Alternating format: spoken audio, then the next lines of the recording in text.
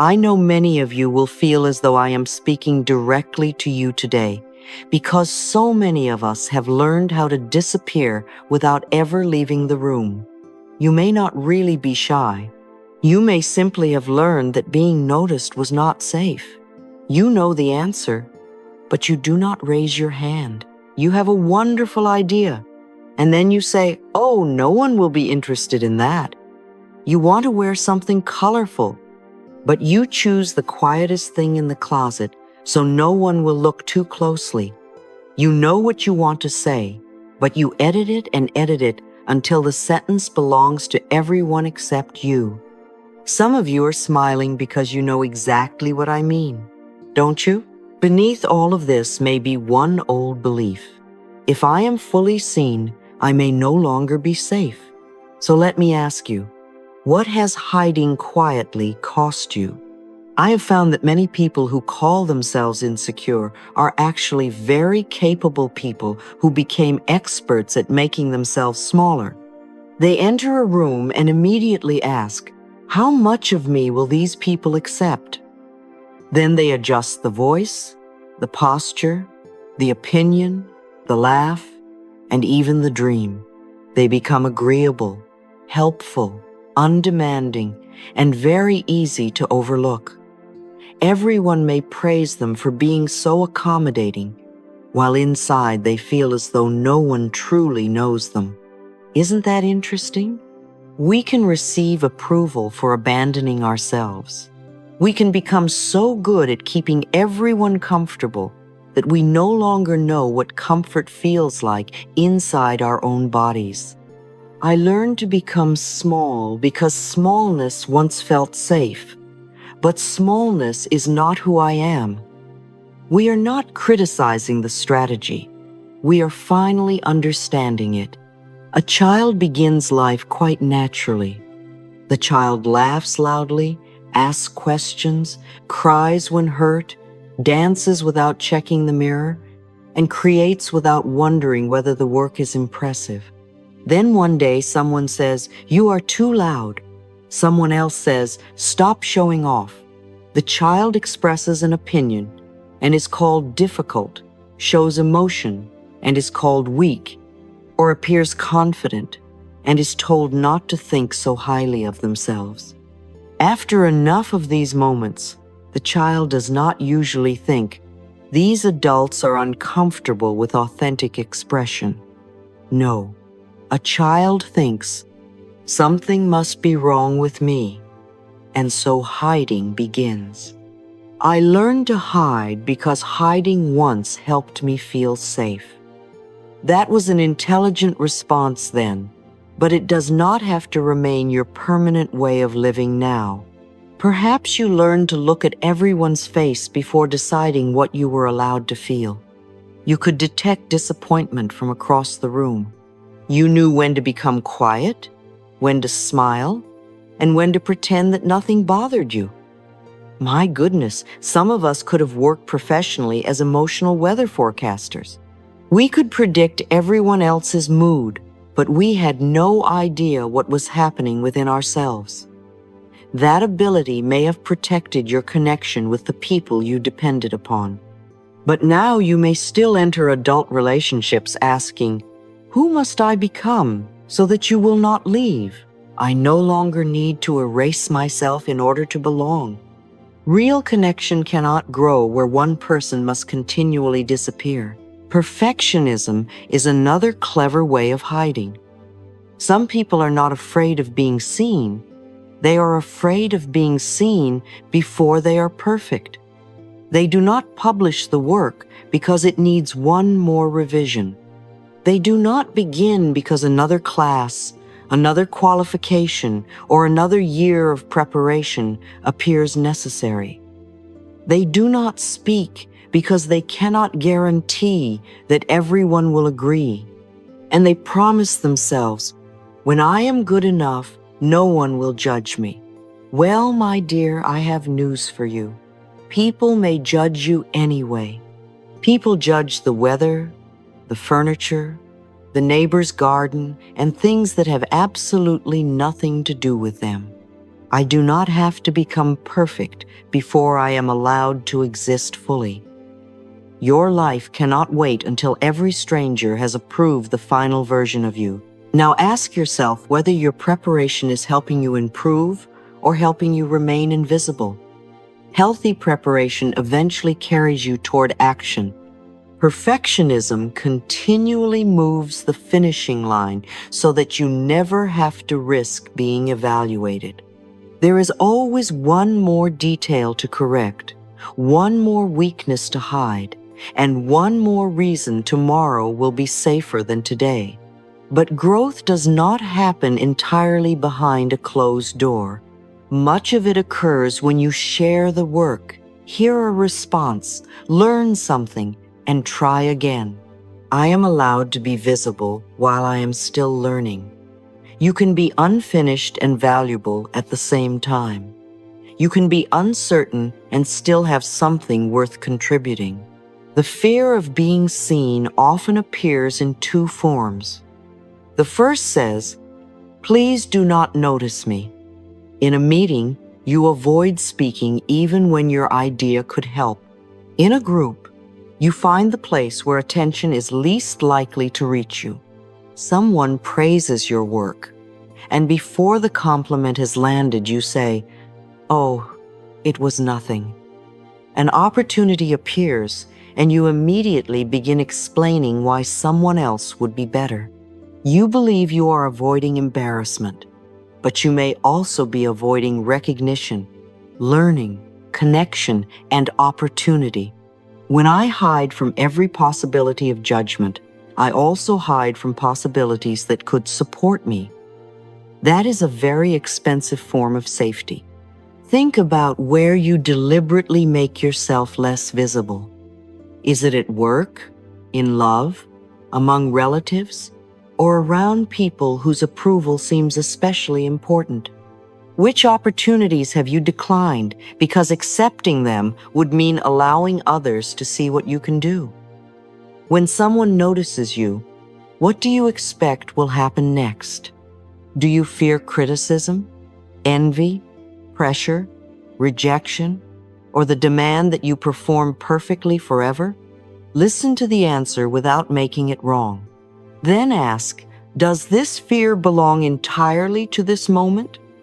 Or is an old experience speaking again? I can listen to fear without allowing it to choose my whole life. Fear may have an opinion, but it does not require the final vote. Begin practicing visibility in very small ways. Offer one opinion without apologizing for having it. Receive one compliment by saying, "Thank you," and then this may be the difficult part. Stop talking. Wear one thing you genuinely enjoy. Ask one question without first proving that it is a brilliant question. Share one piece of work before you believe it represents the greatest work you will ever produce. It is becoming safe for me to take up my natural amount of space. You do not have to become the loudest person in the room. You are simply learning that your presence is not an inconvenience. The second form of hiding is deeper. You may be successful, social, articulate, and apparently confident, while privately wondering, if people knew all of me, would they still love me? So you reveal your strengths but hide your needs. You speak about accomplishments but remain silent about shame, uncertainty, loneliness, or fear. People admire the person you present, yet the hidden part of you says they would leave if they knew, and this creates a painful situation. You receive love, but you cannot fully receive it because you believe it was meant only for the edited version. If I allow people to love only my performance, the person beneath the performance still feels alone. Approval is not the same as intimacy. The parts you hide are not evidence that you are unlovable. They may be tender parts that were once mocked, rejected, misunderstood, or left without comfort. Perhaps you hide ambition because confidence attracted ridicule. Perhaps you hide sensitivity because someone used it against you. Perhaps you hide need because asking for help once brought disappointment. These parts are not defective. They are protective. The parts of me I hide are not proof that I am unlovable. They are parts of me asking for compassion. Begin by telling yourself one truth you usually edit out. Let your own loving awareness become the first safe place where your whole self is permitted to exist. Being authentic does not mean revealing every private experience to every person you meet. Please do not walk into the grocery store and hand your entire emotional history to someone choosing tomatoes. Visibility needs discernment. Share tender truths with people who demonstrate consistency, respect, care, and the ability to honor boundaries. I choose where, when, and with whom I become more fully visible. Privacy is healthy. Permanent self-erasure is not. You do not need universal approval. You need relationships in which honesty does not continually require punishment. So, today, notice one place where you have been making yourself smaller. Do not try to change your entire personality before dinner. Choose one moment in which you will remain present rather than automatically retreat. Let your voice keep its natural shape. Let your achievement belong to you. Let one trustworthy person see one honest part of your inner world. I am safe enough to be seen, one loving step at a time. I release the belief that visibility requires perfection. I no longer betray myself merely to prevent everyone else's disappointment. You did not come here to become an acceptable shadow. You came here to inhabit your life.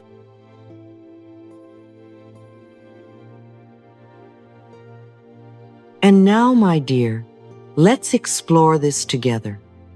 What quietly happens to a life when a person keeps becoming smaller in order to remain acceptable? At first, the changes may appear harmless. You choose the safer opinion, the quieter color, the less ambitious goal, and the answer least likely to disturb anyone. No dramatic door slams shut. No alarm sounds. You simply stop asking, "What do I want?" and begin asking, "What will prevent people from judging me?" Little by little, avoidance replaces desire as the organizing principle of your life. Fear does not always stop a life dramatically. Sometimes it edits a person one small choice at a time. Then one day you look at the life you carefully arranged and wonder why so little of you appears inside it. Perhaps you selected work primarily because it seemed unlikely to attract criticism, even though another direction made you feel alive. Perhaps you wear what helps you disappear, say what other people want to hear, and avoid boundaries because someone might call you selfish. You do not try something new because failure could become visible. When you succeed, you immediately reduce the achievement so no one will accuse you of thinking too highly of yourself. And when someone asks what you prefer, you say, "Anything is fine," because wanting something feels dangerous. Does that sound familiar? The tragedy is not that you have failed to create a life. It is that you may have created one around the continuous prevention of disapproval. I am willing to let desire, meaning, and truth participate in my decisions again. Your life deserves to be shaped by more than the opinions you are trying to avoid. Self-abandonment often occurs so quietly that it can look like kindness. You enter a room and take its emotional temperature before allowing yourself to exist naturally. If everyone seems comfortable, you relax. If one person becomes distant, you immediately question yourself. You change the subject, soften the boundary, withdraw the request, or apologize for something that was not wrong. Other people's approval gradually becomes the compass, and you lose contact with your own direction. You may become deeply attentive to everyone else while remaining unavailable to yourself. I can care about another person's feelings without making those feelings the authority over my identity. Healing begins when the pain of repeatedly abandoning yourself becomes greater than the fear of disappointing someone. That moment is not selfishness. It is the return of self-respect. Please do not attack the part of you that learned to hide. Do not say, "Why am I so weak? Why am I such a coward? Or why can't I simply be confident?" Shame cannot safely lead you out of a strategy that was created by shame. Say instead, "Of course I learned to hide. At one time, hiding helped me feel safe." You do not have to admire the old pattern to understand why it developed. Compassion tells the frightened part that change will not require another form of humiliation. I forgive myself for the ways I learned to disappear. I am willing to feel safe while becoming more fully myself. Today, you need only take up a little more space than you did yesterday. The fear of visibility creates a habit that feels like intuition, but is often only mind reading. You say, "They must think I am foolish. She probably dislikes me." Or, "Everyone noticed how awkward I was." But do you actually know that? Most of the time, the mind has been given an empty space and has filled it with an old story. Someone becomes quiet, and you decide the silence is condemnation. A post receives little response, and you decide no one values you. I do not have to invent rejection where I have no evidence of it. This sentence does not claim that rejection never happens. It reminds you to distinguish a fact from the interpretation fear has attached to it. Take a sheet of paper and make 2 columns. At the top of the first, write fact, and at the top of the second, write story. Under fact, write, "I spoke," and they remained silent. Under story, write, "They think I am stupid." Another fact may be, "My post received 3 responses," while the story says, "No one likes me." Can you feel the difference? A fact is something you could record with a camera. A story is the meaning supplied by the mind. I respond to what happened, not merely to what fear predicted it meant. If more information is needed, ask, rather than constructing a private trial in which you are always found guilty. There is another helpful movement you can make when self-consciousness becomes intense. Turn some of your attention outward. When you are frightened of being seen, every thought may revolve around your own performance. How do I look? Did that sound strange? Do they like me? Am I making a mistake? The more closely you monitor yourself, the less available you become for the actual interaction. Instead of asking, "Do they find me interesting?" ask, "Can I become genuinely interested?" Instead of wondering whether they approve of you, discover something real about the person in front of you. Connection grows when I stop performing and begin participating. Presence gives you somewhere to place attention besides the imagined audience inside your head. Try the practice of wonder during your next conversation.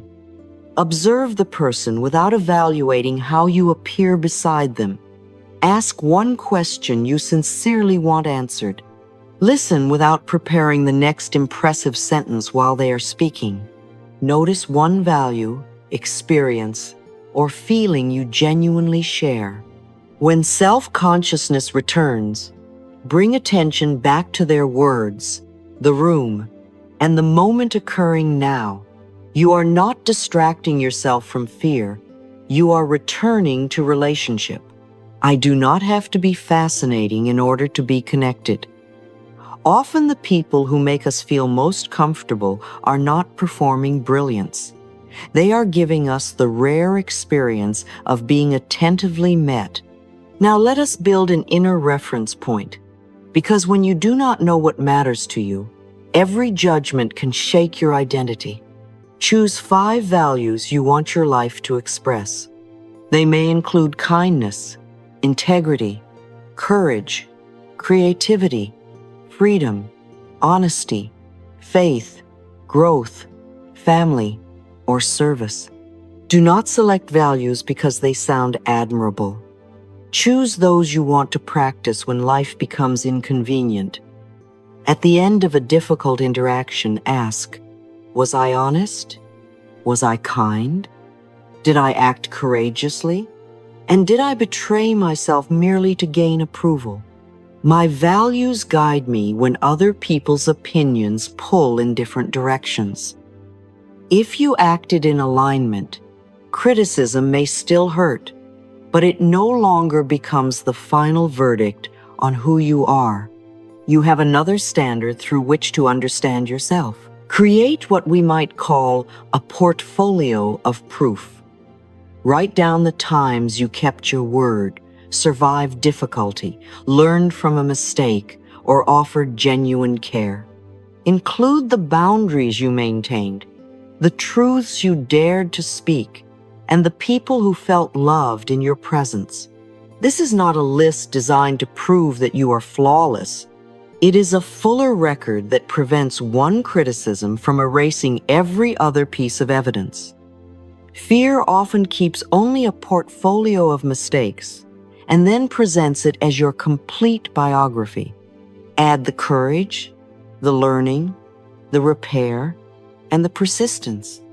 I know who I am becoming, and I do not need every person to agree with me. Your identity becomes steadier when it is built through lived values rather than one stranger's passing reaction. Other people also see you through the history they carry.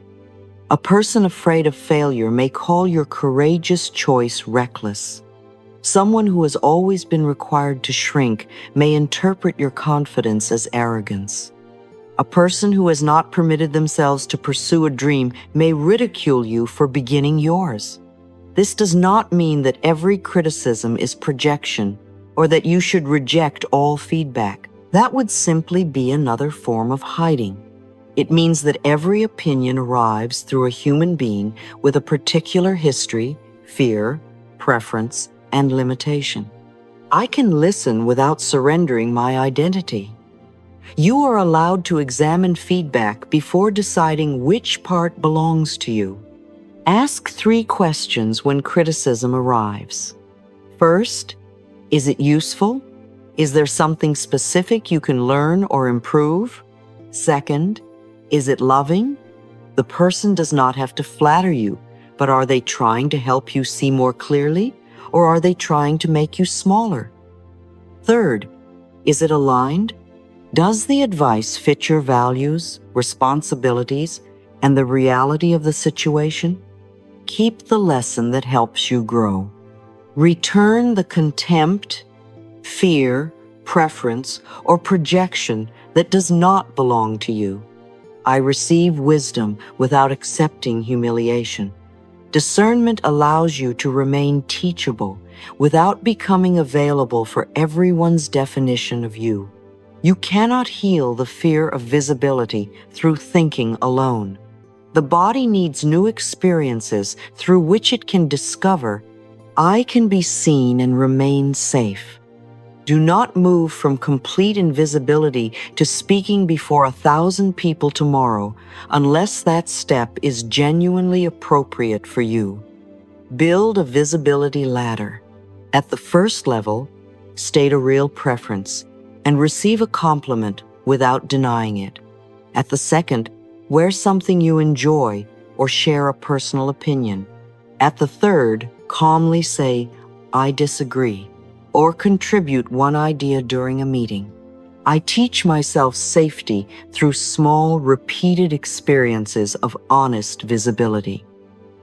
Let each step be challenging enough to create learning, but not so overwhelming that it becomes another injury. At the fourth level, share something tender with a person who has earned your trust, or establish a boundary you usually avoid. At the fifth, pursue a project that others can see, evaluate, and perhaps misunderstand. After every step, ask, what actually happened? Do not ask only, what did fear predict? Perhaps your voice shook and you still completed the sentence. Perhaps someone disagreed and the relationship survived. Perhaps the response was mixed, yet you remained connected to yourself. Discomfort is not always danger, and disagreement is not always abandonment. Each honest experience updates the old belief that visibility must end in catastrophe. Shame is strongest when it remains alone in secrecy. A hidden experience may carry the belief, if anyone knows this, I will no longer be accepted. When you share carefully within a safe relationship, you may discover that the listener does not run away. You remain intact. The intensity of shame begins to soften, and the old story loses some of its authority. But healing does not require telling everything to everyone. Vulnerability needs discernment, timing, and consent. Choose people who respect you, protect confidences, honor boundaries, and do not weaponize tender information. I choose safe people with whom I can practice being real. Oversharing is not the same as authenticity. Wise disclosure allows trust to grow alongside truth. Before asking others to see you, practice being seen by yourself. Stand before a mirror without fixing your hair, searching for flaws, or arranging your face into an acceptable expression. Look directly into your own eyes and say, I see you. Then say, you do not have to hide from me. Continue with, you are allowed to be imperfect and still be loved. You may feel awkward, sad, skeptical, or eager to look away. That reaction is not failure. It may simply mean that your own undivided attention is unfamiliar. I am willing to stop abandoning you for approval. Remain at the mirror for only as long as the practice feels manageable. Do not force tenderness to appear on command. Say, it is becoming safer for us to be seen. Notice the word becoming. It does not demand that every old fear vanish today. Let your reflection see that you can stay present through a little discomfort without beginning an attack. Then carry the practice into one decision. Speak the preference, accept the compliment, protect the limit, or share the idea. Mirror work becomes trustworthy when your actions later demonstrate that you meant what you said. There are 5 ordinary moments in which you can stop shrinking immediately. The first occurs when someone compliments you. Instead of saying, oh, it was nothing, try, thank you, I appreciate that. The second occurs when you have an opinion. Do not begin with, this may be stupid, but because you have already instructed everyone to dismiss the sentence, say, here is what I am thinking. My voice does not need an apology before it is allowed to speak. You can remain open to correction without insulting yourself in advance. The third moment occurs when you want something.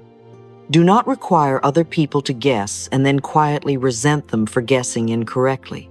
Say, this is what I would prefer, while remaining open to conversation. The fourth occurs when you disagree. Difference does not automatically require conflict. You can simply say, I see it differently. The fifth occurs when you succeed. Receive the achievement without reducing it, so that everyone else can remain comfortable. My light does not require another person to become smaller. Humility means seeing yourself accurately, not pretending that your effort, ability, or contribution does not exist. Let us also create a new definition of confidence. Confidence is not, "No one will judge me." Someone may judge you, and you can still remain connected to yourself. Confidence is not, "Everyone will understand me." You may be misunderstood and still know what you intended, value, and believe. Confidence is not the complete absence of fear. Confidence means fear no longer receives the final vote. It is the willingness to consult your values, examine reality, and act without requiring universal permission. Confidence grows each time you remain on your own side while being visible. Now ask yourself one simple question. Where can I take up 5% more space? Not 50%, not a complete transformation, just 5. Perhaps you speak slightly more clearly, maintain eye contact a little longer, or allow a compliment to remain. Perhaps you wear the color, post the idea, say no, or accept an opportunity before listing every possible reason to hide. Stop apologizing for one thing that does not require an apology. I am willing to be seen. I am willing to be known. Let the change be small enough to practice and meaningful enough to teach you something new. Place one hand over your heart and feel that you are still here beneath all the editing. I release the belief that visibility is always dangerous. I no longer make myself smaller to earn love. I choose relationships where my truth has room to breathe. I allow myself to take up space in my own life. I can be imperfect, visible, and deeply worthy at the same time. It is safe for me to become more fully myself. Do not use these words to force yourself into exposure that is genuinely unsafe. Let them guide you toward honest visibility, supported by discernment, boundaries, and care. You do not have to enter every room and become the loudest person there. You do not have to prove that you are special, fearless, or completely healed. You only have to stop disappearing from your own life. Do it a little at a time, one choice at a time. One moment in which you no longer betray what you think, feel, want, and value. Return whenever the old strategy invites you to hide.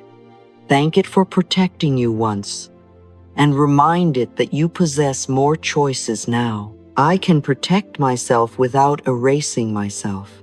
Perhaps the life you have been waiting for does not require you to become someone new. Perhaps it is simply waiting for you to stop hiding the person who has been there all along.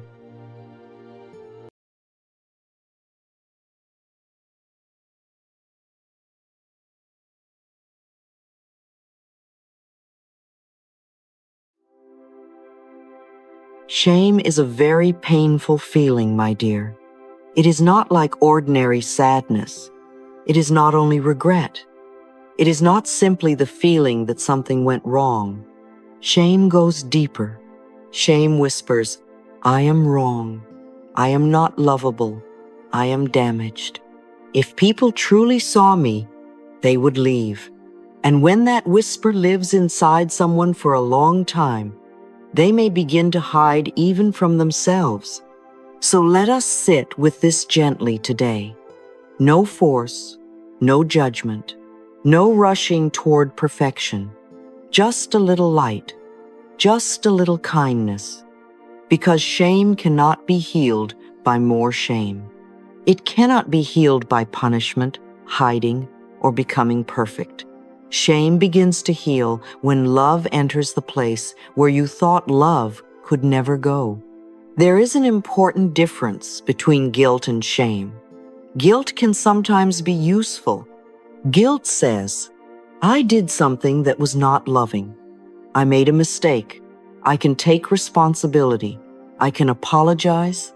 I can repair. I can choose differently. Guilt is about behavior. It can lead you back to integrity. It can help you grow, but shame is different. Shame does not say, I did something wrong. Shame says, I am wrong. Shame attacks the self. It does not simply look at a choice or a moment. It turns that moment into your identity. It says, because this happened, I am unworthy. Because I made that mistake, I am not good. Because I have this past, this body, this fear, this need, this wound, I must hide. And my dear, that is where the pain becomes so heavy. A mistake can be repaired. A choice can be changed. A wound can be loved. But when shame convinces you that you are the mistake, you stop reaching for repair. You begin hiding. You begin punishing yourself. You may isolate. You may become overly pleasing. You may try to be perfect so no one notices the places where you feel broken. You may smile outside while carrying a secret war within. This is why I want to say something very clearly and very softly. You may have made mistakes, but you are not a mistake. Let that touch the body slowly. You are not a mistake. You are a human being who has lived, learned, hurt, reacted, survived, wanted love, made choices, and carried wounds. Some things may need responsibility. Some things may need repair. Some things may need forgiveness. But none of it requires you to hate your own soul. The deepest wound of shame is that it cuts you away from love. Not only the love of other people, but the love you could give yourself. Shame makes you afraid to look inside. It makes you afraid of your own feelings, afraid of your body, afraid of your needs, afraid of your past, afraid of your tenderness, afraid that if you come close to the truth of yourself, you will find something unlovable there. So instead of listening inwardly, you run outward. You try to become perfect. You try to become more successful, more beautiful, more useful, more pleasing, more controlled, more impressive, more easy to love. You think, if I can just become enough, then I will finally feel safe. But perfection does not heal shame. Perfection only keeps you exhausted. Love heals shame. Not the kind of love that excuses everything and refuses to grow. Not that. Real love is honest. It can see clearly. It can say, yes, this hurt. Yes, this needs healing. Yes, I want to choose differently. But real love does not turn you into an enemy. Real love comes closer. It sits beside the part of you that feels unworthy and says, I am not leaving you here. You do not need to become perfect to be loved. You need to bring love to the part of you that feels unworthy. And when shame becomes too strong, many people isolate. Sometimes they pull away from everyone. They stop calling. They stop answering. They avoid being seen. They avoid gatherings, conversations, intimacy, help. Other times, they are surrounded by people but still isolated inside. They laugh, they work, they perform, they seem fine. But around the heart, there is a wall no one is allowed to cross. Isolation once may have felt like protection. If being seen felt dangerous, hiding made sense. If being vulnerable once led to judgment, silence made sense. If you were shamed for your feelings, your body, your needs, or your mistakes, of course a part of you learned to disappear. So we do not judge the part that hid. We thank it for trying to protect you.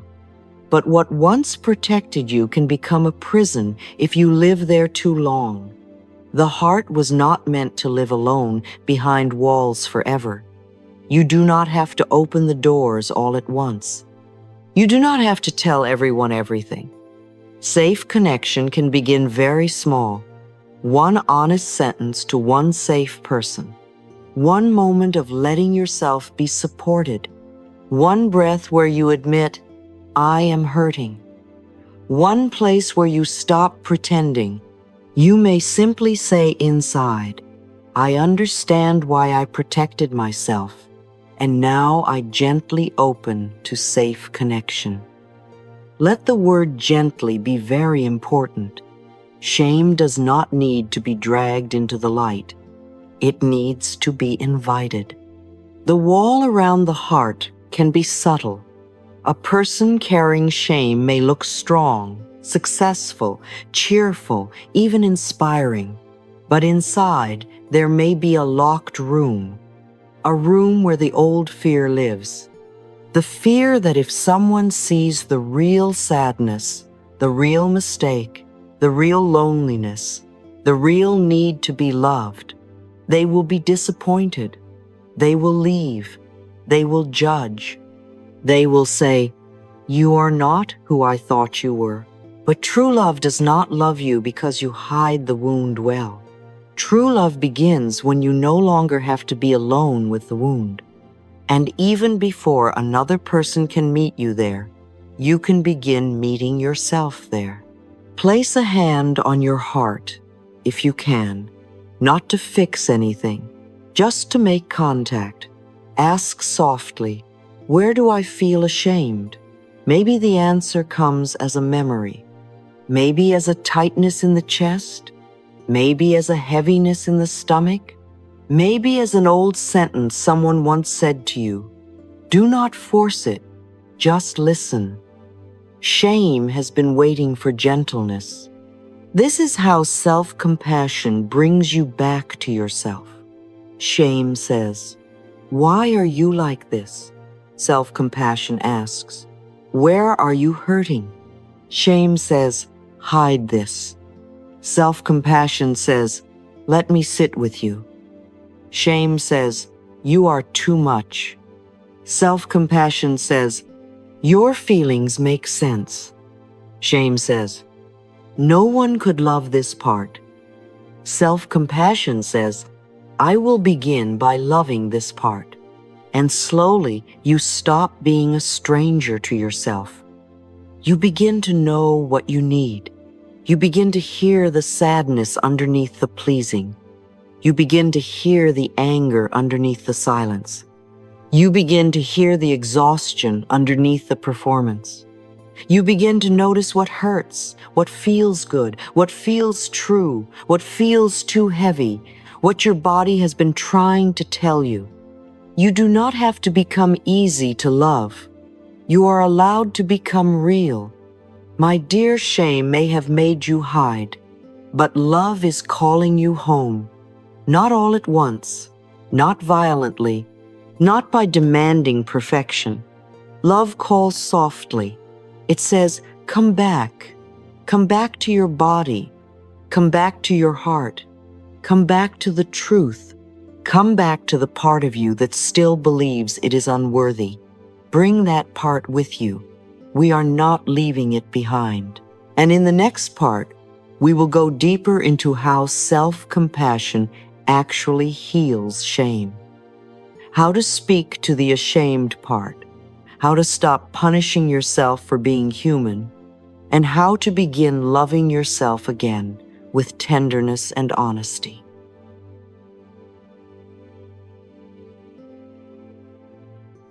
Let's talk about self-compassion, my dear, because shame is not healed by the same voice that made you feel ashamed. Shame already knows how to be cruel.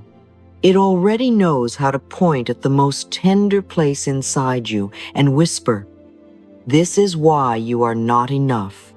This is why you should hide. This is why no one would love you if they truly knew. So when we come to heal shame, We cannot come with another whip. We cannot come with another list of reasons why we should have known better, done better, been better, looked better, chosen better, spoken better, healed faster. We must come with a different presence, a warmer presence. A truthful presence, yes, but one that does not destroy the heart while trying to help it grow. Self-compassion is often misunderstood. Some people hear the word compassion and think it means excusing everything. They think it means refusing responsibility, blaming everyone else, saying every action was right, or letting yourself remain in patterns that hurt you and others. But that is not compassion. That is avoidance. Real self-compassion is not blind. It is not careless. It does not turn away from truth. In fact, self-compassion helps you look at truth more clearly because you no longer have to collapse under the belief that every mistake makes you unlovable. You can take responsibility without attacking your own soul. That is a very important sentence to understand. Responsibility says, I see what happened. I see what I did. I see what hurt. I see where I need to repair. I see where I need to grow. Shame says, because this happened, I am bad. Because I did this, I am not worthy. Because I have this past, I do not deserve love. Responsibility opens the door to healing. Shame locks the door and then blames you for being trapped. Many people believe that if they stop being harsh with themselves, they will stop growing. They think self-criticism is the engine of change. But ask yourself honestly, has hating yourself ever truly made you whole? Has calling yourself names ever made your heart peaceful? Has replaying the past with cruelty ever made you wiser in a loving way? Perhaps it made you afraid. Perhaps it made you hide. Perhaps it made you perform better for a little while. But inside, did it make you feel safe enough to become real? Sustainable change comes from love. It comes when you can say, I do not want to repeat this pattern, and I will help myself change. It comes when you stop treating yourself like an enemy and begin becoming a steady presence for yourself. It comes when the body no longer has to defend itself against your own thoughts. It comes when truth can enter without being wrapped in humiliation. So let us speak about the foundations of self-compassion. Not as a rigid method, not as a test, not as another spiritual assignment you must complete perfectly. Think of them as gentle supports under the heart, places you can return to when shame rises and tries to pull you into hiding. The first foundation is awareness. Awareness is the moment you notice, something in me is being covered by shame right now. This is simple, but it is powerful. Because shame often pretends to be the truth. It does not always announce itself as shame. It says, you are disgusting. You always ruin things. No one could handle the real you. You should not have needs. You should not be seen. You are behind everyone else. You are too much. You are not enough. And if you do not pause, those sentences may feel like reality. But the moment you name shame, you create space. You are no longer completely swallowed by it. You become the one who notices. You may say quietly, this is shame speaking. That one moment is a doorway. You do not have to believe every cruel thought just because it appears in the mind. A thought can be loud and still not be true. A feeling can be intense and still not define you. Shame can pass through the body without becoming your identity. Awareness does not require you to fix everything instantly. It simply says, I see what is happening. Maybe your chest tightens. Maybe your face gets hot. Maybe you want to disappear. Maybe you feel the old urge to isolate, over-explain, please, punish yourself, or become perfect. Notice it, not with judgment, with curiosity. Ah, this is what shame feels like in my body. This is the old voice. This is the old fear. When you can see it, you are already beginning to separate from it. The second foundation is kindness. Shame heals by receiving a voice it has not heard enough. A kind voice, a motherly voice, a voice that can come close to pain without making pain worse. Imagine a small child standing before you, trembling, ashamed, afraid to look up. Imagine, she says, I did something wrong. I feel bad. I think no one will love me now. Would you lean over her and say, yes, you are terrible, you should hide, you should punish yourself forever? No, my dear. Not if your heart is awake. You would soften.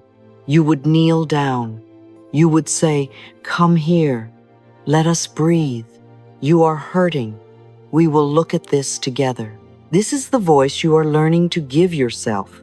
Kindness does not erase accountability. It creates enough safety for accountability to be possible. When the nervous system feels attacked, it often freezes, hides, defends, denies, or collapses. But when it feels held, it can begin to look. It can begin to say, yes, I see what happened. This is why kindness is not weakness. Kindness is the atmosphere where real change becomes possible. You might try mirror work in a very soft way. Stand before the mirror, not to criticize the body, not to inspect the face, not to search for proof of inadequacy, but to meet the person who has carried so much alone. Look into your own eyes and say, I love you. I am sorry you have carried this alone. I am here now. If I love you feels too far away today, say something smaller and still true. I am willing to be kind to you. I will not attack you today. I can see that you are hurting. Even the smallest kind sentence can become medicine when it is repeated with sincerity. The third foundation is common humanity. Shame loves to isolate. It tells you only you are like this. Only you have made mistakes. Only you have these feelings. Only you are messy inside. Everyone else is normal. Everyone else has figured life out. You are the one who should hide. This is one of shame's most painful lies. Every human being has tender places. Every human being has made choices they later understood differently. Every human being has felt afraid, inadequate, embarrassed, rejected, needy, lonely, or lost. Everyone has an inner room they do not show the whole world. Everyone has moments they wish they could redo. Everyone is learning something. When you remember that you are human, not a perfect project, the heart begins to soften. You stop feeling exiled from the human family. You begin to say, I am not the only one who has known this kind of pain. I am not the only one who has struggled to love myself. I am not the only one who has hidden. This does not minimize your experience. It places your experience back inside the great tenderness of being human. There is relief in remembering, I am human. I am learning. I belong to life. You do not belong only when you are polished. You do not belong only when your past is spotless. You belong while you are becoming. You belong while you are repairing. You belong while you are learning how to speak to yourself with less cruelty. The fourth foundation is safe connection. Shame grows in darkness and silence. It loves secrets. It loves hiding. It loves the belief that if anyone knew, they would leave. And sometimes, yes, you must be discerning. Not everyone deserves access to your softest truth. Not everyone has the maturity to hold pain gently. Some people will judge, gossip, minimize, rush, compare, or use your vulnerability as a weapon. So choose carefully. But do not let unsafe people convince you that no safe people exist. Healing shame often requires some kind of safe connection. One kind person, one mature listener, one therapist, one support group, one spiritual companion, one friend who can sit with you without turning your pain into a performance. You do not need to tell your whole life story to everyone. You may only need one place where you do not have to pretend. Safe connection says, you can be seen here, and you will not be destroyed. It teaches the body that visibility does not always equal danger. It teaches the heart that honesty can be met with care. Sometimes healing begins with one sentence spoken aloud. I have been ashamed of this. And when the person listening remains kind, something old begins to loosen. The inner wall cracks just enough for light to enter. If you do not have that person yet, begin by becoming a safer person for yourself. Write, pray, speak gently, seek support when you can. Allow the possibility that safe connection exists, even if your past did not give you enough of it. The fifth foundation is loving action. Self-compassion must eventually become something you do, not in a rushed way, not to prove healing, but because the body needs evidence that you are on your own side. A loving action might be drinking water when you have been neglecting yourself. It might be resting instead of punishing yourself with more exhaustion. It might be writing a letter of forgiveness to yourself. It might be apologizing to someone you hurt, not from shame, but from integrity. It might be setting a boundary. It might be telling the truth. It might be asking for professional help. It might be calling a safe friend. It might be choosing not to replay the same memory for another hour. Each loving action says to the body, I am no longer my own enemy. This is very powerful. Shame often makes us freeze. We stay in the same mental room, repeating the same sentence, hurting ourselves with the same image. A loving action opens the window. It brings movement. It does not have to be large. In fact, small is often better. Shame is heavy. Small actions are easier for the heart to trust. One shower, one meal, one honest paragraph, one phone call, one boundary, one breath, with a hand on the heart. Now let us bring this into a writing practice. I want you to imagine the part of you that feels ashamed. Maybe it is a younger version of you.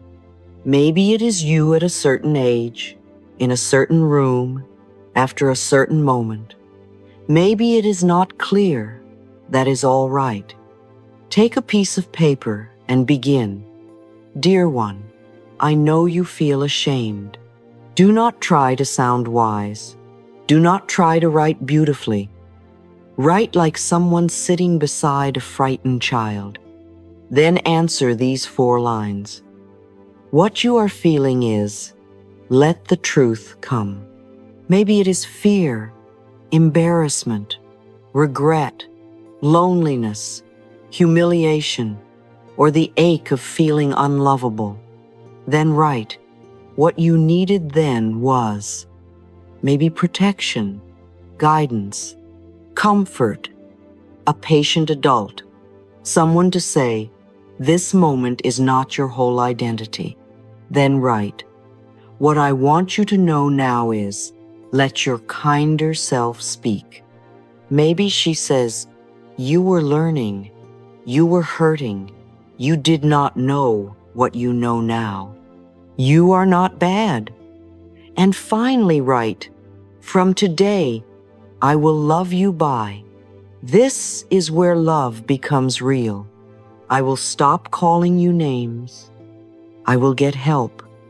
I will let you rest. I will stop hiding this from every safe person. I will make amends where I can. I will not leave you alone with this memory anymore.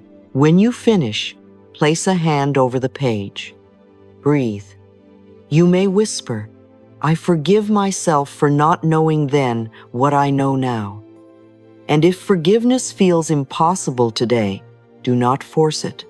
Say, I am willing to move toward forgiveness. Willingness is already a softening.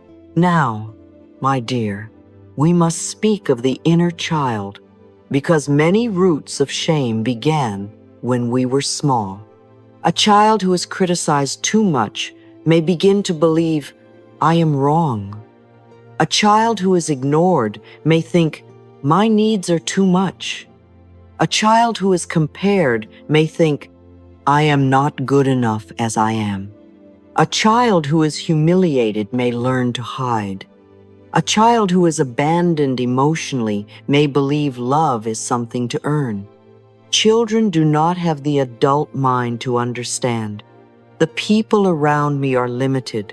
Their behavior is not my identity. Children often turn pain inward. They think, if I were better, I would be loved better. If I were easier, I would be kept. If I were perfect, I would be safe. That child may still live inside you. So when shame appears today, perhaps it is not only the adult you, perhaps it is the small one, afraid again that she will be rejected, exposed, laughed at, left, compared, or told she is too much. Do not scold her. Do not tell her to grow up faster. She has already been alone with fear for long enough. Imagine holding her. Imagine sitting beside her on the floor. Imagine telling her, you are not bad. You are not too much. You are safe with me now. Let this be simple. Inner child healing is not always dramatic. Sometimes it is simply choosing not to repeat the old cruelty toward yourself. Sometimes it is feeding yourself, resting, listening, saying, no wonder this hurts. The child within does not heal because you force her to become mature. She heals because you give her the love, patience, and protection she needed then. This is how we move from self-criticism to self-tenderness. Many people think if they stop criticizing themselves, they will stop improving. But self-criticism often creates contraction. It makes you defensive. It makes you hide. It makes you exhausted. It may produce short-term performance, but it rarely produces lasting peace. Self-tenderness is different. It allows you to look at the truth without collapsing. You can be honest and kind at the same time. You can say, I want to change, without saying, I hate myself. You can say, I need to repair this, without saying, I am beyond love. You can say, this pattern hurts me, without turning yourself into a villain. You do not need to hate yourself in order to grow. You need to love yourself enough to choose better. Let us practice for a moment. Place your hand on your heart if that feels safe. Let your shoulders drop. Let the jaw soften. Take a slow breath in and release it. Imagine a soft light around your heart, not bright and sharp, but warm, like a loving presence sitting beside you. Say quietly, this is a moment of shame. Notice how different that is from saying, I am shame. You are not the shame. You are the one noticing it. Then say, Shame is painful, but it is not the truth of who I am. Let the body hear that. I am human. I am learning. I choose kindness now. If you feel tears, let them come. Tears often arrive when the heart hears kindness after a long season of attack. You may add, I forgive myself for carrying this alone. I am willing to love myself again. Again, if forgiveness feels too big, let willingness be enough.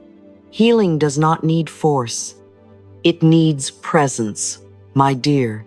Shame may have made you hide from the world, from people, and from yourself. It may have told you that you were broken, that you had to be perfect, that you had to keep certain parts locked away, that your needs were too much, that your past made you unworthy. But you do not need to hide forever. You are not broken.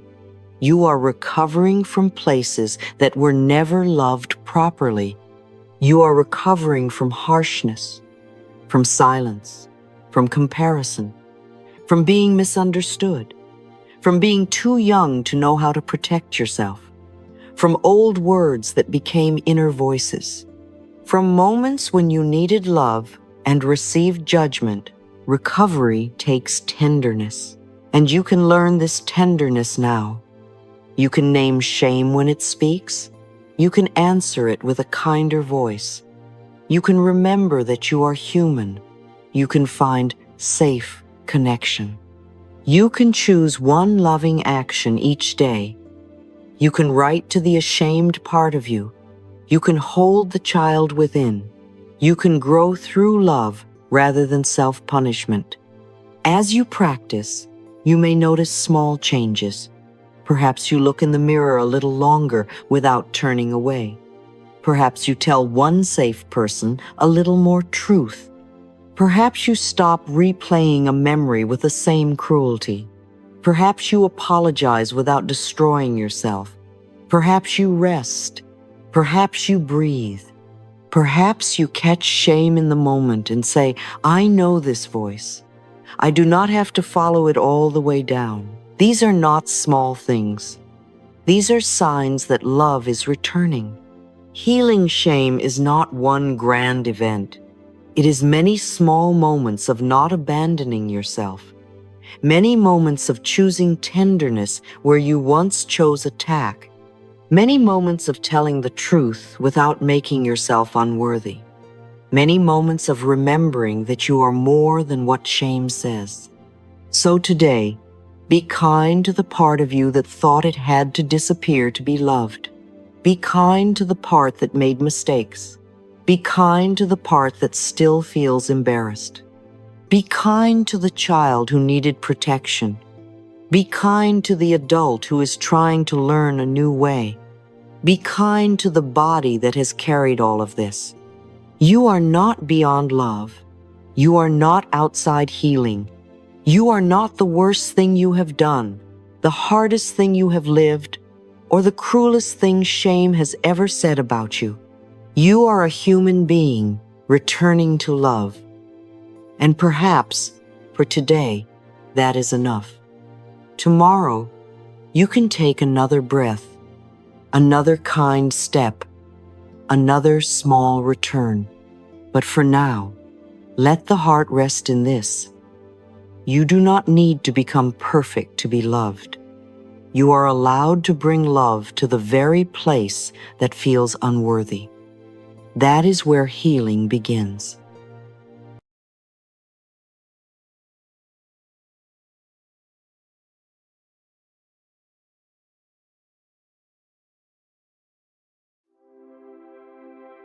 I invite you now, my dear, to soften your shoulders, unclench your hands, and take one gentle breath with me. Not because you have to give up on what you desire, not because your dream is wrong, not because the thing you want is impossible, but because sometimes the heart becomes so tired from holding, checking, waiting, and fearing that it forgets how to receive. So breathe in slowly, and as you breathe out, let the body hear these words. You do not have to grip life so tightly for life to love you. Perhaps you've been asking for something for a long time. A relationship that feels safe, a message, a sign, a breakthrough, a healing, a new opportunity, a financial change, a door to open, a person to return, a dream to finally become real. And perhaps you have done everything you knew how to do. You affirmed, you visualized, you prayed, you imagined, you tried to stay positive, you watched for signs, you checked the phone, you checked the timing, you checked your energy, you checked whether you were doing it right, and somehow, the more you checked, the heavier it became. The more you tried to control the path, the farther away peace felt. And I want to say this to you very gently. Maybe you do not need to try harder today. Maybe you need to soften. Maybe the thing you desire is not running from you. Maybe it simply needs space to enter your life without being squeezed by fear. The universe cannot place a gift into hands that are clenched in fear. Let that be soft in your body. Hands clenched in fear may be full of desire, but they are also full of tension. They say, I must have this now. It must come this way. It must happen through this person. It must arrive by this date. It must look exactly like the image in my mind, or I will not be okay. And that, my dear, is not trust. That is panic dressed as devotion. When you surrender, you are not saying, I do not want this anymore. You are saying, I release the desperate energy around this desire. You are saying, I no longer let this outcome decide my worth. You are saying, I am willing to receive this good or something even more aligned in a way my mind cannot yet understand. This is the beginning of peace. Control often comes from an old belief that says, if I do not worry, everything will fall apart. If I do not check, I will lose it. If I do not push, nothing will happen. If I do not manage every detail, life will forget me. And I understand why this belief can feel true. Perhaps there were times when you had to be alert. Perhaps you had to anticipate people's moods. Perhaps you had to work hard for love, safety, approval, or stability. Perhaps waiting once felt dangerous, and so now your body believes that control is protection. But control can become exhausting. It can take a beautiful desire and wrap it in so much fear that the desire no longer feels like joy. It feels like survival. You wake up thinking about it. You go to sleep thinking about it. You replay conversations. You search for signs. You wonder if you did something wrong. You compare your timeline. You ask, why not yet? What does this mean? Am I being punished? Am I not enough? My dear, this is not the energy of faith. This is the energy of scarcity pretending to be action. Scarcity says, there is only one way. Trust says, life has many ways. Scarcity says, it must be this person, this door, this exact path. Trust says, what is truly meant for me can reach me in a peaceful and healthy way. Scarcity says, if I let go, I will lose it. Trust says, when I let go of fear, I make room for what belongs. Say softly, I release the need to control. I allow life to work in ways greater than my fear. Let your breath move with that sentence. You do not need to control every unseen movement. You do not need to arrange every person, every moment, every sign, every outcome. You are allowed to participate in your life without trying to dominate life itself. The human mind is beautiful. but it is limited. It can only imagine through what it has known. It looks at the past and tries to build a future from old materials. It says, "This is the only way.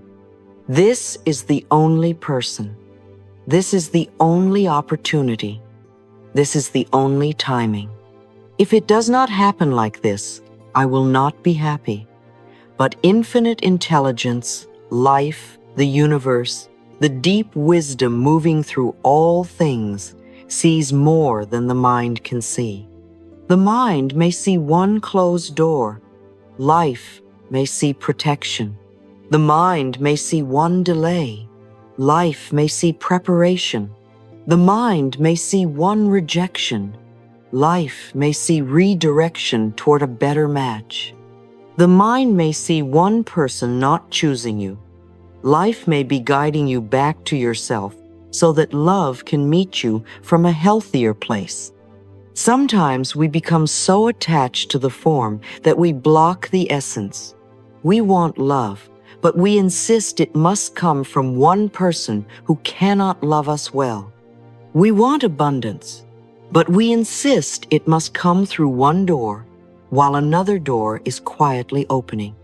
We want healing, but we insist it must happen on our timeline, while the body is asking for patience, rest, and gentleness. We want success, but we insist it must look like someone else's path, while our own path is being built in a different rhythm. When you are too rigid about how good must come, you may close yourself to better good. Say, "I allow good to come to me in ways I cannot yet imagine." This is not a small affirmation. This is freedom. It opens the windows of the mind. It tells the heart you do not have to know every route. You do not have to map every blessing. You can be available. You can be guided. You can let life surprise you. Surrender does not mean you sit still and do nothing. That is not surrender. That is avoidance. Surrender is not giving up your dream, abandoning your responsibility, or waiting passively for the sky to do everything for you. Surrender is loving action without desperate attachment. It is planting the seed and caring for the soil without digging it up every morning to see if roots have appeared. You still do your part. You study. You work. You send the message when the message is aligned. You build the skill. You care for the body. You heal the wound. You set the boundary. You open your heart. You create. You apply. You pray. You listen. You take the next honest step, but you do not make your worth depend on the speed of the result. You do not punish yourself because the flower has not bloomed yet. You do not scream at the seed because it is still underground. You say, "I do my part with love, and I release the outcome to life." There is such peace in that sentence. It gives you back your responsibility without giving you the weight of controlling everything. Your part is love. Your part is honesty. Your part is willingness. Your part is the next step. Life's part is timing, arrangement, hidden movement, divine meetings, unexpected doors, and the wisdom you cannot see yet. This is the balance of surrender, responsibility, and trust. Without responsibility, surrender becomes passivity. Without trust, action becomes anxiety. But when the two meet, you become powerful and peaceful at the same time. You act, but you do not chase. You desire, but you do not beg. You prepare, but you do not obsess. You hope, but you do not abandon today. You love the dream, but you do not lose yourself inside the waiting. My dear, the thing you want may be beautiful, but your peace must not be sacrificed at its altar. Your desire is not meant to become a prison. It is meant to open you. It is meant to teach you faith, softness, self-worth, patience, courage, and deeper trust in life. So today, take your desire in your hands for a moment. Imagine holding it gently, not gripping, not squeezing, not demanding, just holding. Look at it with love and say, I bless you. I welcome you if you are for my highest good. I release the fear around you. I allow life to bring you, transform you, or replace you with something even more loving. Feel how different that is. When the hands soften, the heart can breathe again. When the heart breathes, the energy changes. And when the energy changes, life has more room to move. Let these words rest inside you. I release the need to control. I allow life to work in ways greater than my fear. I allow good to come to me in ways I cannot yet imagine. I do my part with love, and I release the outcome to life. And in the next part, my dear, we will go deeper into the signs that you are gripping too tightly, how to recognize the energy of desperation, and how to return to the peaceful state where the universe can finally begin working with you instead of being pushed by your fear.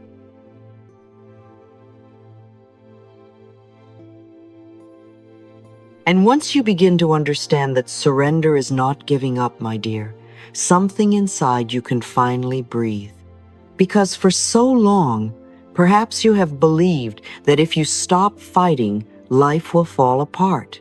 If you stop checking, you will lose the opportunity. If you stop watching every sign, the universe will forget your request.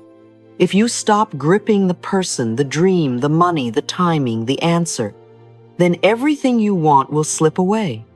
But what if the opposite is true? What if the gripping is what has been exhausting you? What if the tightness is not protecting the dream, but keeping your body in fear? What if peace is not the end of your desire, but the space where your desire can finally come closer? This is where we must speak about acceptance. Acceptance is such a misunderstood word. Many people think acceptance means defeat. They think it means, I like this, I want this, I agree with this, I will do nothing. No, my dear. Acceptance does not mean the present moment is perfect. Acceptance simply means you stop fighting the fact that this is the present moment. You stop spending your precious life force arguing with what is already here. So much suffering does not come only from the circumstance itself. It comes from the inner war around the circumstance. This should not be happening. I should not be here. They should not have done that. This must change immediately. I cannot be okay until this is me. Different. And each one of these thoughts may feel understandable. Of course the heart wants relief. Of course the mind wants certainty. Of course the body wants the pain to end. But when you fight reality in every breath, you lose the energy you need for the next wise step. Acceptance says, this is here now. I may not love it. I may not understand it. I may still feel sad, angry, afraid, or disappointed, but I will stop beating myself against the wall of this moment. I will breathe. I will look. I will listen. I will choose from here. That is not weakness. That is wisdom. Acceptance is not defeat. Acceptance is the doorway to peace. Say gently, I accept this moment, and from this peace, I can choose again. Feel the difference in that. You are not saying, I will stay here forever. You are saying, I will stop wasting my energy, denying that I am here now. From resistance, you react. From peace, You choose. From panic, you grasp. From acceptance, you see. When you stop fighting what is, energy returns. The mind clears a little. The body releases a little. The next step becomes visible. A conversation you need to have. A boundary you need to set. A rest you need to take. A truth you need to admit. A door you need to let close. A new possibility you could not see while you were busy arguing with reality. And this is where trust begins to grow. Not the shallow kind of trust that says everything must happen exactly how I want, but the deeper trust that says life is not against me. Life may be guiding me in ways I cannot yet understand. This is the trust in infinite intelligence, the loving wisdom of life that is greater than the personal mind. The mind sees a fragment. Life sees the whole pattern. The mind sees one delay. Life sees preparation. The mind sees one rejection. Life sees redirection. The mind sees one closed door. Life sees protection from a room where your spirit would have become smaller. When you begin to believe that life is for you, you stop interpreting every delay as punishment. You stop saying, "Why is life doing this to me?" and begin asking, "What is life teaching me here? What is this preparing me for? What is this protecting me from? Where am I being invited to trust more deeply? Where am I being asked to grow beyond the small plan my fear created?" Infinite intelligence does not always follow the schedule of the ego. It does not always deliver the person, the answer, the money, the opportunity, or the breakthrough in the exact form you demanded. But again and again, it invites you back to love, back to growth, back to what is more honest for your soul, back to a version of you that can receive without losing yourself. Say softly, "Life is for me. Life is guiding me. Life knows the way." Let this be a hand on your heart. Life is not against me. Life is not forgetting me. Life knows the way. Even here, even now, even when my mind cannot yet see the whole path, now, my dear, there is a very practical way to work with surrender. When an unwanted result appears, do not rush immediately into blame. Do not say, "This means I failed," or "They ruined everything," or "Life is unfair," or "Nothing works for me." Instead, look at your reaction. Your reaction is a doorway. It reveals the belief that is asking to be healed. If you panic, perhaps underneath is the belief, "I am not supported." If you become jealous, perhaps underneath is the belief, "There is not enough good for me." If you cling to someone, perhaps underneath is the belief, "I will be abandoned." If you become angry when things do not go your way, perhaps underneath is the belief, "I am not safe unless I control the outcome."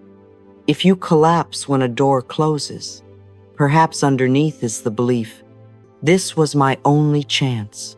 The circumstance is not only showing you the outside situation, it is illuminating the inner program. And this is very loving, though it may not feel comfortable at first. Because once you can see the program, you are no longer completely ruled by it. You can say, "My reaction reveals the belief that is ready to be healed." This changes everything. Instead of shaming yourself for reacting, you become curious. You ask, "What did this touch in me? Why does this feel so frightening? What am I afraid will happen if I do not control this? What meaning did my mind add?" The reaction is not the enemy. It is a messenger. It shows you where fear has been sitting behind the wheel. So the first step is to identify the reaction in the body. Do not start with the story. Start with sensation. When the message does not come, where do you feel it? Does the chest tighten? Does the stomach drop? Do the shoulders lift? Does the throat close? Does the jaw harden? Does the body want to run, freeze, fight, please, explain, or chase? The body speaks before the mind explains. Listen there first. Place your hand over your heart and say, I see my reaction. I do not judge it. I listen to it. This is very tender. You are not saying the reaction must control you. You are saying it deserves to be heard. You are creating space between you and the reaction. You are no longer inside the storm believing every lightning flash. You are the loving awareness watching the storm move through. Then ask, what am I truly feeling? Not the dramatic surface, but the honest feeling. Fear, grief, shame, loneliness, powerlessness, disappointment, jealousy, anger. Then ask, what am I afraid of? And finally, what am I trying to control? These questions are not here to punish you. They are here to free you. The second step is to find the core belief behind the control. Every time we over-control, there is usually an old belief trying to keep us safe. I am not safe unless I know everything ahead of time. If I relax, I will be hurt. No one helps me. I must carry everything alone. Good things are difficult for me. If I am not chosen, I am nothing. If I do not make this happen, nothing good will come. Do not hate these beliefs. They may have protected you once. They may have helped you survive uncertainty, disappointment, instability, or abandonment.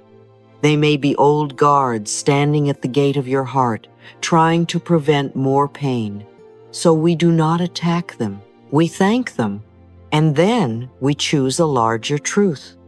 You may say, I lovingly release the old belief that I must control everything to be safe. Let the word lovingly matter. You are not ripping the belief away. You are loosening it. Thank you for trying to protect me, but I am learning a new way. I do not have to control everything to be safe. I can listen. I can choose. I can ask for support. I can trust life. I can take one step at a time. The third step is to make a new decision, not just a new affirmation.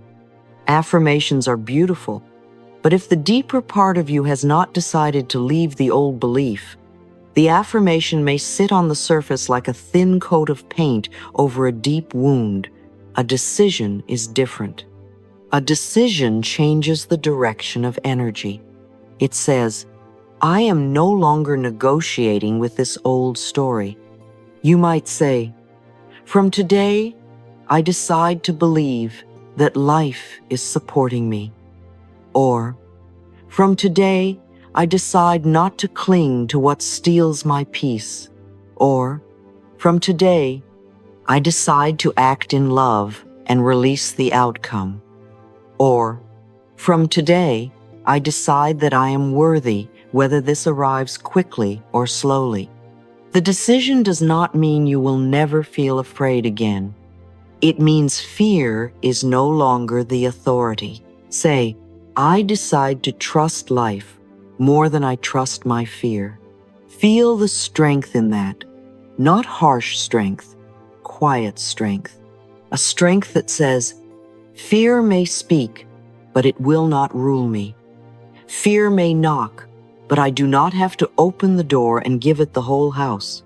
I can listen, breathe, and choose again. The fourth step is to look for evidence of the new belief. The old mind will continue searching for evidence of fear. It is trained to do that. It will say, see, this is not working.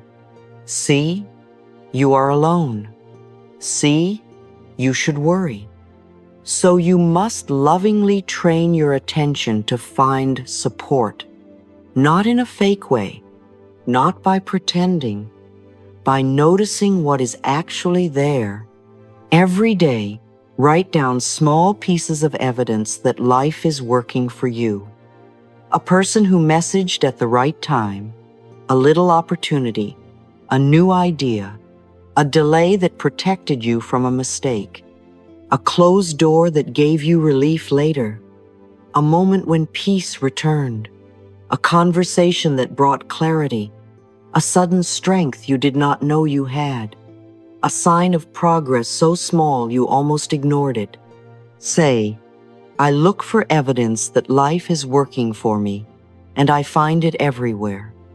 What you look for begins to grow in your awareness. If you look only for danger, you will find reasons to stay afraid. If you look for support, you will begin to see that support has been arriving in quiet ways all along. Now, how do you know you are surrendering in a healthy way? You still act, but you are not acting from panic. You still care, but your body is not constantly clenched around the outcome. You no longer check every few minutes. You no longer build your whole identity around one person, one way, one timing, one result. You begin to feel peaceful even before you have complete proof. You can say, I want this, and I also trust that life may bring something better, wiser, or more aligned. This is surrender, not coldness, not indifference, not giving up. It is openness. It is willingness. It is guidance. It is freedom. I am open, willing, guided, and free.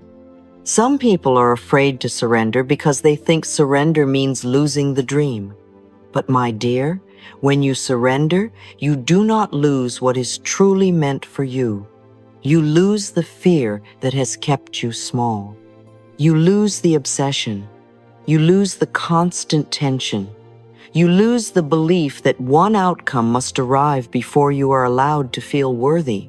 You lose the habit of abandoning yourself while waiting for something outside to save you. When the result no longer decides your value, you become lighter. You become brighter. You become easier to meet, easier to guide, easier to bless. Your hands open. Your energy softens. Your heart becomes available again. And what is truly for you can meet you without requiring you to betray yourself.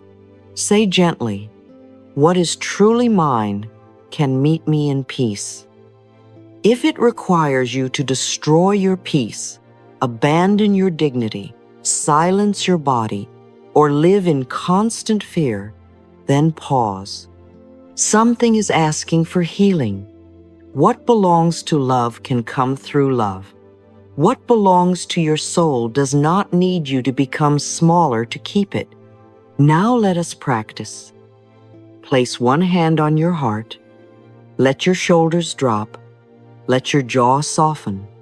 Take a slow breath in. And as you breathe out, feel the body release even one small layer of holding. Ask yourself gently, what am I trying to control because I am afraid? Let the answer come. A person, a timeline, money, a message, a decision, a future, your body, your healing, the way others see you. Now ask, what old belief is telling me I am not supported? Perhaps it says, I have to do everything alone. Perhaps it says, good things leave. Perhaps it says, if I stop trying, I will be forgotten. Just notice. Do not judge. This is a belief asking for love. Now repeat slowly. I surrender my fear. I do my part with love. I release the outcome. I allow life to work in ways I cannot see. I trust infinite intelligence. I am. guided, supported, and protected. The universe is working for me now. Imagine now that the thing you desire is resting in your hands. See it as a glowing ball of light. A relationship, an opportunity, a healing, a home, a financial blessing, a new beginning, a dream. Hold it gently. Feel how precious it is. And now, instead of squeezing it, place it into the hands of life. Imagine a great loving light receiving it from you, not taking it away, caring for it, arranging it, purifying it, timing it, protecting it, transforming it if needed into something even more aligned, and then turn back toward your own heart. This is important. After you surrender the desire, you do not abandon yourself. You come home. You care for your body. You drink water. You rest. You take the next step. You speak kindly. You live today. You let your life be more than the waiting. My dear, surrender does not make you powerless. Surrender returns your power to the only place where it truly belongs, the present moment, your loving action, your inner peace, your willingness to trust life beyond fear. Let these words remain with you. I accept this moment, and from this peace, I can choose again. Life is for me. Life is guiding me. Life knows the way. I decide to trust life more than I trust my fear. What is truly mine can meet me in peace. And as you move forward, remember this: you are not releasing the dream. You are releasing the trembling hands that thought they had to hold the whole universe together. You are letting life help you now.